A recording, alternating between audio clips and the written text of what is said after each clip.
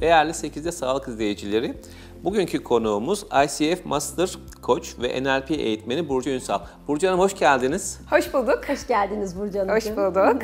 Ben teşekkür ederim beni buraya davet ettiğiniz için. Büyük bir keyif. Her zaman sağ olun. Her zaman efendim.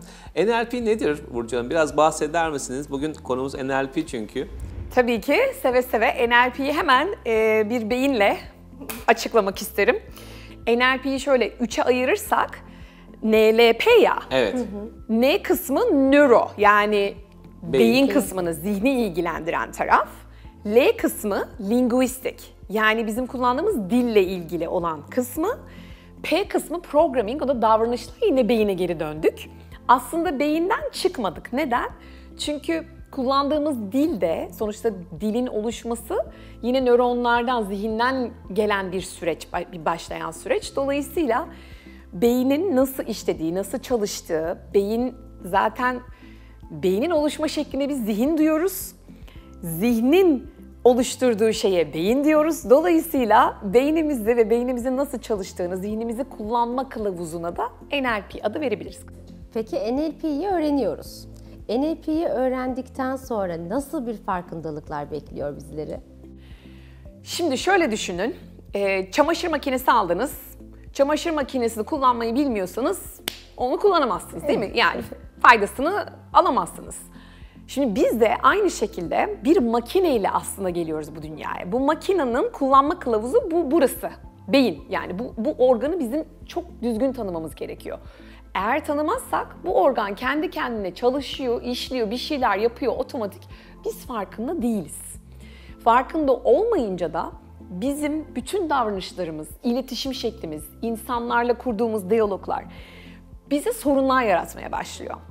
Ve biz bu beyni çalışırsak, anlarsak, işlem şeklini, mekaniklerini, arkasındaki bu domino efektleri yaratan, böyle içlerimize, derinlerimize kadar ilerleyen, travmaları, derinleşen, hepsini böyle çok güzel anlarsak, o zaman işte bu farkındalıklarla biz hayatımızın kontrolünü eline almış oluyoruz. Şu anda elimizde değil hayatımızın kontrolü. Hayatımızın kontrolü beyinde. Peki NLP ile hangi problemlerimizi çözebiliriz ya da neleri çözemeyiz diyeyim. Şimdi İki soru. Evet, aynen. Ya da problem çözer miyiz? Şunları çözeriz, şunları çözemeyiz. Şimdi NLP ile çözebileceğimiz problemler düşünme problemleri, iletişim problemleri ve davranış problemleri. NLP ile çözemeyeceğimiz problemler çok daha derin, klinik psikolojinin gerektirdiği travmalar, bağımlılıklar, böyle hani çok daha derin terapi gerektiren konular. Mesela siz kişiliğinizden memnun değilsiniz. Ben bambaşka birisi olmak istiyorsunuz. Böyle tamamen farklı bir yerde yaşamak istiyorsunuz. Hani bu farklı bir yerde derken farklı bir zihin realitesinde. Şimdi o noktalarda NLP'nin yardımcı olacağı şey farkındalık. Şimdi hatta benim kendi kurduğum şirkette ve benim kendi yarattığım öğretilerimde şöyle bir çok basit bir formülüm var. Değişimin formülü farkındalık çarpı adanmışlık. NLP bu konuda çok fayda sağlıyor.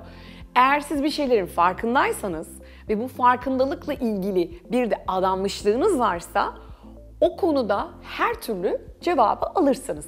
Fakat adanmışlığınız yoksa ve siz bir şeyleri evet ben bunu istiyorum ama bunu da yapmak istemiyorum diyorsanız o noktada NLP yardımcı olamıyor. Çünkü esasında o noktada hiçbir şey kişiye yardımcı olamıyor. O yüzden de böyle ayrıştığımız noktalar birazcık daha düşünceden çıkan, hani şöyle anlatayım size, beyni bir kütüphane gibi düşünün. Şimdi ben yeni bu beyne döneceğim. Beynin içerisinde, şimdi bu beynimizin yarısı. Beynin içerisinde katmanlar var, bölümler var ve bu her katmanların, bölümlerin içerisinde farklı işlevlerimiz var. Bizim en derindeki, benim mesela sürekli bahsettiğim amigdala.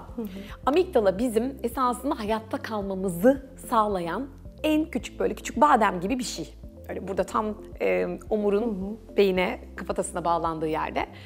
Buradaki amigdalanın görevi bizi hayatta kalmamızı sağlamak ama aynı zamanda fikirlerimizin, duygularımızın da hayatta kalmasını sağlıyor. Çünkü biz hani iletişimde problemler yaşıyoruz ya. Neden? Çünkü amigdala hayatta kalmasını istiyor o fikrin. O yüzden biz haklı olmaya çalışıyoruz. Şimdi bunların hepsi esasında özünde beynin nasıl çalıştığıyla alakalı oluyor. O yüzden beynin çalışma şeklini anlayarak biz aslında iletişim problemlerimizi kökünden çözebiliriz. Eğer ki bizim bir şeyleri sürekli hani depresyona giriyorum diyorlar, hani çok anksiyete, çok böyle fazla endişe ediyorum diyorlar. Onların esasında o problemin sebebi nasıl düşündüğünü bilememekten, farkında olamamaktan. Biz esasında özüne dönersek, hani beynin o çıkış noktasında, o fokusun nerede olduğunu yakalarsak ve düşünce şeklimizi değiştirirsek esasında o problemleri de çözebiliyoruz. Çocukluktan gelen, dediğim gibi travmatik, daha böyle bağımlılık gerektiren, onları çözmemiz gereken durumlarda onlara çok fazla müdahale etmiyoruz NLP'yle. Peki kişisel gelişimle NLP'nin arasındaki fark nelerdir? Şimdi kişisel gelişim dediğiniz şey esaslı işte bu farkındalık konusu. Bir şeyleri biz farkında olarak, sonuçta biliyorsunuz hayat bir yolculuk, kendini tanıma yolculuğu. Kendini tanıma yolculuğunda kişisel gelişim dediğimiz şey esasında hayatımızın yolculuğunun bir tanımı oluyor. Biz sürekli evrimleşerek, daha üst versiyonumuza ulaşarak çok böyle hani kendimizi gelebildiğimiz en üst noktalara taşımak istiyoruz. Kişisel gelişim olarak benim tanımım bu. Dolayısıyla NLP de beyinden girip beynin çalışma şekli, zihnin programlama kılavuzu olarak bize doneler, araçlar, teknikler sağladığı için NLP ve kişisel gelişim böyle iç içeler. Tabii ki kişisel gelişim çatısı altında NLP bir modalite, daha farklı modaliteler de var. NLP benim için, tabii ki ben burada çok farklı bir yerde duruyorum, ben eğitmen olduğum için NLP benim için çıkış noktasıydı, benim kişisel gelişimim için, yani kendim için. Sonra tabii ki yüzlerce binlerce insana dokundum, onların hayatındaki farklılıkları gördüm. Annem dahil 60 yaşından sonra annem kişisel gelişimini böyle kucaklayan, hayatını bambaşka bir yön veren bir kadın. Hani izleyiciler olabilir, benden geçti artık, hani 50'den 60'tan sonra 70'ten sonra olur mu diye. Hani onlara da böyle bir mesaj gitsin. Yaşla alakası yok. Gerçekten farkındalıkla ve adanmışlıkla alakası var. Kaç yaşında başlıyor sizce peki? Bu farkındalığı NLP ile eğitim, hani siz NLP eğitiyorsunuz ve kaç yaşında gelirler size en çok? Şimdi NLP eğitimini almak isteyen, NLP'yi öğrenmek isteyen esasında belli bir seviyeye gelmiş oluyor. Genelde 30 ve üzeri, 35 ve üzeri oluyor. Neden? Çünkü yine beyin neuroscience'a geri dönersek bir bireyin olgunlaşma yaşı 31. 31'e kadar bir takım deneyimler, hayat tecrübeleri kazanmamız gerekiyor.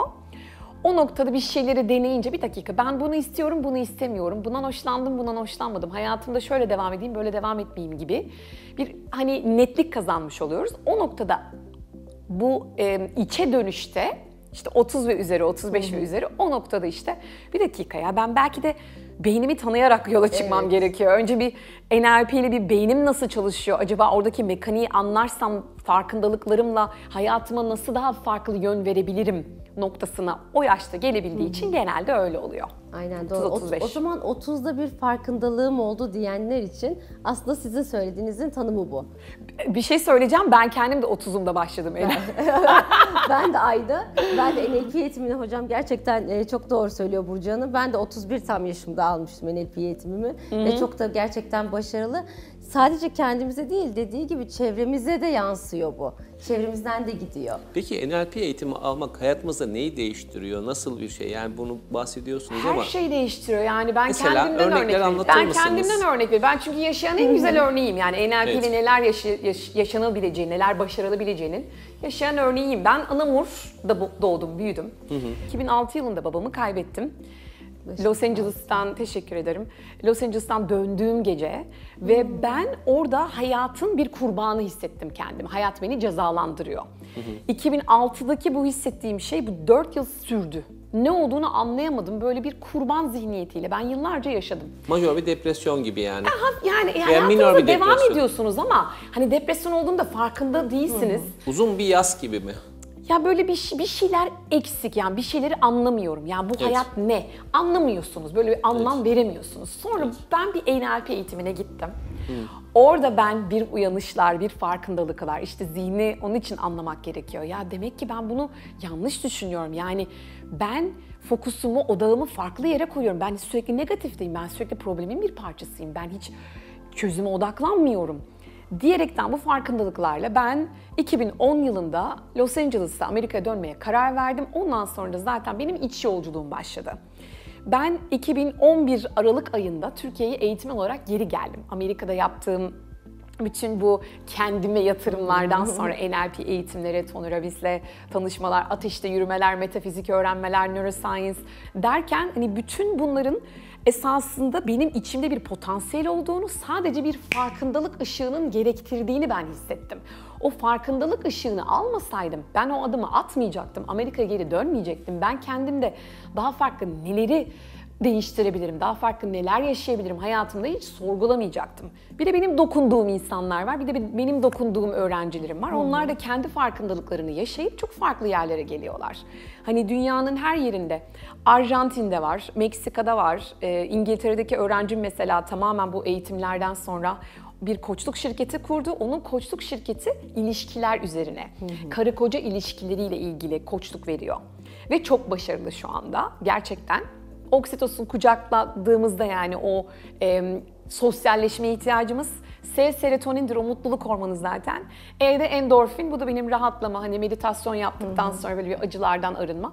Daily doz, yani biz böyle mutlu oluyoruz. Mutluluğu ölçmenin yolları var. Dolayısıyla beyni anlamaya çalışınca, beyinden yola çıkarsak, hani bilimsel olarak yola çıkarsak hem kendimizi keşfetmiş oluyoruz hem potansiyelimizle karşılaşıyoruz. Hani ben kim olabilirdim? Ben kendi potansiyelimi nasıl maksimize edebilirdim? Ben NLP ile girdim.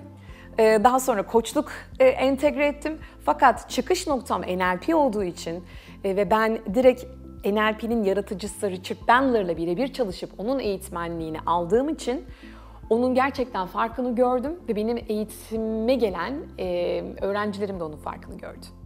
Çok teşekkür ederiz verdiğiniz Çok değerli güzel, bilgiler çok için. teşekkürler. Ben teşekkür ICF ederim. Master Coach ve NLP eğitmeni Burcu Ünsal bizimleydi. Bize NLP hakkında çok güzel bilgiler verdi, deneyimlerinden bahsetti. Programımız hızla devam ediyor.